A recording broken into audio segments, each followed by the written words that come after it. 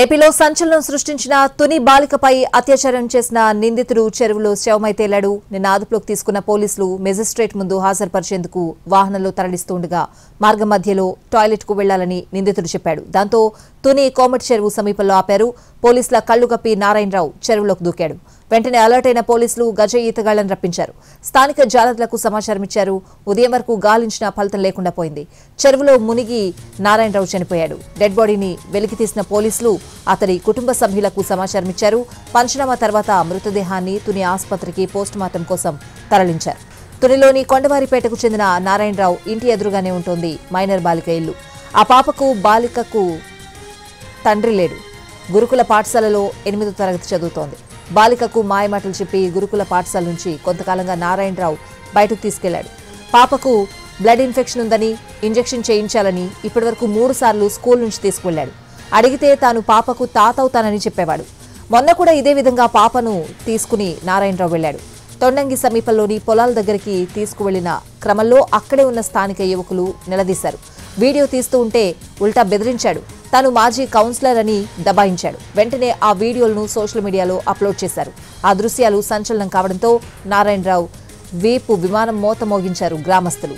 ఇంటికి సమాచారం ఇవ్వకుండా అమ్మాయిని ముఖం తెలియని వాళ్లతో ఎలా పంపిస్తారని స్కూల్ దగ్గరకు వచ్చి గొడవ చేశారు. వెంటనే పోలీసులు నారాయణరావుని అదుపులోకి తీసుకున్నారు.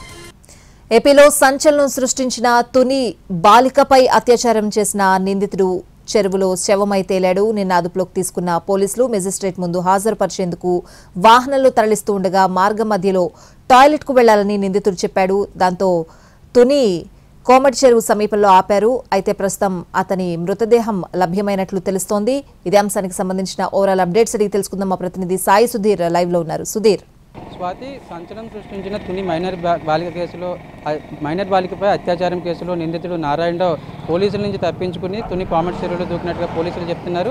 దానికి సంబంధించి అంటే గత 2 రోజులుగా జరుగుతున్న పరిణామాలు చూసుకుంటే మైనర్ బాలికపై తన ఇంటి దగ్గరే ఉంటున్న ఈ నారాయణరావు స్కూల్కి వెళ్ళి ఆమెను తీసుకుని వచ్చి స్కూల్లో ఇంజెక్షన్ చేయించాలి, బ్లడ్ ఇన్ఫెక్షన్ ఉందని ఆమెను తీసుకుని వచ్చి తొండంగి దగ్గర పరిసరాల్లో పొలాల్లోకి తీసుకెళ్లి అసభ్యకరంగా ప్రవర్తించడం, ఆ తర్వాత వాళ్ళ కుటుంబ సభ్యులు ఆందోళన చేయడం, దీనికి సంబంధించి కూడా నారాయణరావుని పోలీసులు అదుపులోకి తీసుకున్నారు. అయితే అదుపులోకి తీసుకున్న తర్వాత అతన్ని ఇన్వెస్టిగేషన్ చేయడం, అదేవిధంగా సీన్ రీకన్స్ట్రక్షన్ చేసిన తర్వాత పూర్తి స్థాయిలో అసలు నారాయణరావు దీనికి సంబంధించి మెజిస్ట్రేట్ ముందు హాజరుపరచడానికి తీసుకుని వెళ్తుండగా ఒక్కసారిగా తమకు వాష్రూమ్ వస్తుంది, వెంటనే వెహికల్ ఆపాలని పోలీసులు చెప్పినట్లుగా పోలీసులు వెంటనే వెహికల్ ఆపడం, పోలీసులు ఎందుకంటే చాలా సెన్సిటివ్ ఇష్యూ, అదేవిధంగా స్టేట్ లెవెల్లోనే చాలా సెన్సిటివ్ ఇష్యూ అయింది. ఎందుకంటే మైనర్ బాలికపై పక్కింట్లోనే ఉంటున్న ఈ వ్యవహారంలో ఈ విధంగా ప్రవర్తించడం చాలా సెన్సిటివ్ అయింది.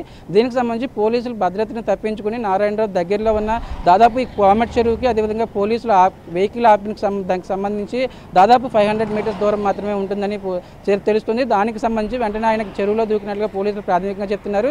దీనికి సంబంధించి నారాయణరావు మృతదేహాన్ని అయితే ప్రస్తుతానికి గజ ఎత్తుగాళ్ళు తీసుకుని వచ్చారు. దానికి సంబంధించి మొత్తం అతని మృతదేహాన్ని తుని ఏరియా హాస్పిటల్కి తరలించారు. అంటే ఈ ఇష్యూకి సంబంధించి చాలా సెన్సిటివ్గా మారింది. పోలీసులు చాలా భద్రతగా వ్యవహరించాల్సిన అవసరం, అదేవిధంగా మెజిస్ట్రేట్ దగ్గర తీసుకుని వెళ్తున్నప్పటికీ కూడా చాలా దీనికి సంబంధించి ఒక ప్రోటోకాల్ పాటించాల్సి ఉంటుంది. ఒకవేళ నిందితుడు ఏమైనా చేసుకునే అవకాశం ఉంటుంది లేదా పారిపోయే అవకాశం ఉంటుంది.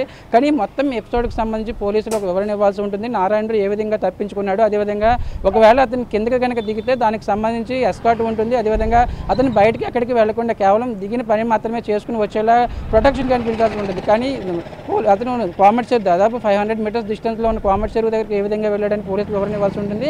మరొక వైపు అతని మృతదేహాన్ని తుని ఏరియా హాస్పిటల్ తరలించారు. అంటే గతంలో కూడా బాలిక తండ్రి లేడు కాబట్టి గతంలో కూడా ఆమె తాతని చెప్పి స్కూల్కి వెళ్ళి ఆమెకు బ్లడ్ ఇన్ఫెక్షన్ ఉంది, ఇంజెక్షన్ చేయించాలి, రెగ్యులర్గా ఇంజెక్షన్ చేయించాల్సి ఉంది. గతంలో 3 సార్లు వచ్చినట్లుగా కూడా పోలీసులు విచారణలో తేలింది. దీనికి సంబంధించి పోలీసులు ఇన్వెస్టిగేషన్ చేస్తున్నారు. మరొకవైపు నారాయణరావుకు సంబంధించిన ఎందుకు స్కూల్కి వెళ్తున్నాడు, ఏ విధంగా ప్రవర్తించడానికి కూడా వివరాలు సేకరించే పనిలో ఉన్నారు. అదేవిధంగా మెజిస్ట్రేట్ ముందు హాజరుపరచడానికి తీసుకుని వెళ్తుండగా ఇష్యూ జరిగినట్లుగా తెలుస్తుంది.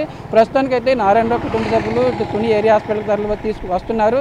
అసలు ఏ విధంగా పారిపోయాడు ఏంటి అని కూడా పూర్తి స్థాయిలో విచారణ చేయాలి, దానికి సంబంధించి వివరణ కావాలని నారాయణరావు కుటుంబ సభ్యులు చెప్తున్నారు. మరొక వైపు ఈ మైనర్ బాలికపై అత్యాచారం చేసిన కేసులో నిందితుడిగా ఈ నారాయణరావు మైనర్ బాలికను ప్రస్తుతానికైతే సఖీ సెంటర్కి తీసుకుని వెళ్ళి అసలు ఆమె హెల్త్ కండిషన్ ఏ విధంగా ఉంది, గతంలో నారాయణరావు ఆమెని ఏ విధంగా ప్రలోభ పెట్టాడు అని పూర్తిగా కౌన్సిలింగ్ ఇవ్వడానికి సిద్ధమవుతున్న పరిస్థితి. దీనికి సంబంధించి కూడా పోలీసులు మరొక 2-3 గంటల్లోనే ఒక విషయంపై ఒక స్పష్టత ఇవ్వనున్నారు. అసలు వాళ్ళు తుని రూరల్ పోలీస్ స్టేషన్లో ఎప్పుడు బయలుదేరారు, అదేవిధంగా కోర్టుకు వెళ్ళడానికి ఎంత సమయం పడుతుంది, దీనికి సంబంధించి మధ్యలో నారాయణరావుకి సంబంధించి ఆయన ఆపాడా, ఒకవేళ వేళ్ళు ఆపారా, ఒకవేళ దానికి సంబంధించి ఒక వివరణ ఇవ్వాల్సి ఉంటుంది పరిస్థితి కనిపిస్తుంది. స్వాతి.